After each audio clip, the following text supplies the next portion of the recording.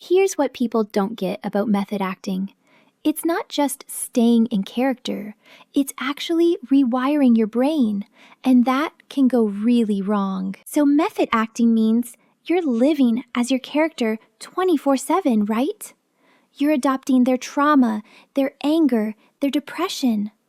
And here's the thing, your brain doesn't know you're pretending. Like, Heath Ledger locked himself in a hotel room for weeks to become the Joker.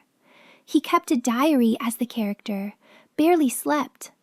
It messed with his mental health so badly that some people think it contributed to his death. The danger is when actors don't have proper training or psychological support.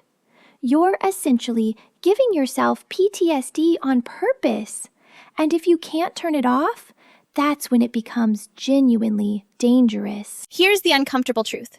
We're probably never getting another constitutional amendment. And it's not because we don't need them. The bar is just impossibly high now. You need 2/3 of both houses of Congress to agree, or 2/3 of state legislatures to call a convention. Then 3/4 of states have to ratify it. In today's America, we can't even agree on basic stuff. The last amendment passed in 1992, and that one took 202 years because it was about congressional pay, something nobody really cared about. Before that, 1971. We were a completely different country, way less polarized, way more willing to compromise. Now every issue becomes tribal instantly. So yeah, the Constitution is basically frozen, which means we're stuck governing a modern country with rules written for like horse and buggy times. That's the reality we're living in. Here's the thing about modern tech and architecture. They're both designed to fail, not by accident, but on purpose. Think about it. Your phone slows down after 2 years. Software updates brick older devices. Buildings are made with materials that need replacing in 20 years instead of lasting centuries like old cathedrals. It's called planned obsolescence.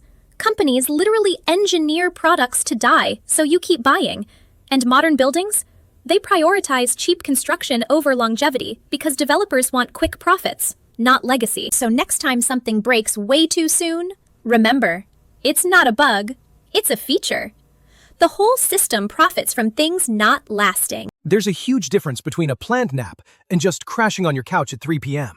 And honestly, most people don't realize why one leaves you refreshed and the other makes you feel like garbage. A scheduled nap, like 20 minutes after lunch, works with your circadian rhythm. Your body expects it. You set a timer, you wake up before deep sleep kicks in. That's why you feel energized after. But impromptu sleep? That's usually your body screaming that something's off. You're sleep deprived, you crashed from caffeine, or you're just bored. You fall